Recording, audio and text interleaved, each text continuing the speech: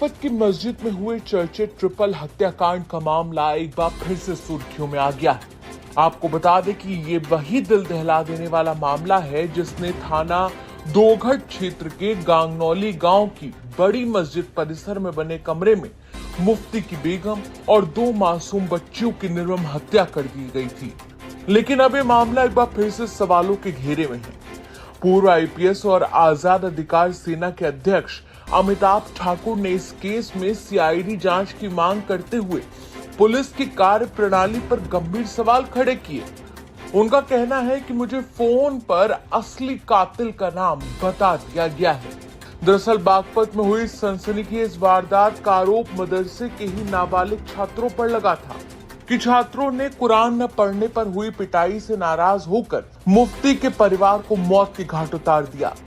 दरअसल अमिताभ ठाकुर ने UP DGP को पत्र लिखते हुए कहा कि मृतका के भाई असरार ने उन्हें फोन करके बताया कि उन्हें अपनी बहन के पति यानी मुफ्ती इब्राहिम पर ही शक है।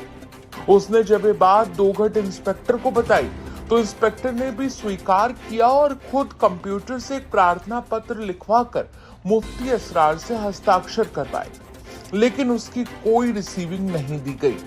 इंस्पेक्टर ने कहा कि 10 से 15 मिनट में एफआईआर दर्ज हो जाएगी, मगर इसके कुछ देर बाद 2 बच्चों को मुलजिम बनाकर पेश कर दिया गया।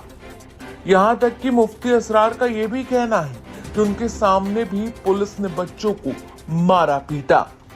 पूर्व आईपीएस अमिताभ ठाकुर ने कहा कि इन सभी तथ्यों से साफ है कि पुलिस जांच में गंभीर संदेह खड़ा हो गया है। बागपत के गांगनौली में ट्रिपल मर्डर केस में मृतका के भाई मुफ्ती असरार ने मुझे फोन कर इस प्रकरण में इंस्पेक्टर गांगनौली की अत्यंत संदिग्ध भूमिका होने, उनके द्वारा स्वयं मृतका के पति के इस प्रकरण में अभियुक्त होने की बात स्वीकार कर इस संबंध में मुफ्ती असरार से प्रार्थना पत्र लेकर उसे गायब करने तथा बाद में 2 बच्चों को टॉर्चर कर उन्हें इस अपराध का दोषी बताते हुए मुकदमे को गलत ढंग से खोले जाने आदि के संबंध में अवगत कराते हुए सीबीआई जांच के संबंध में सहयोग करने का अनुरोध किया।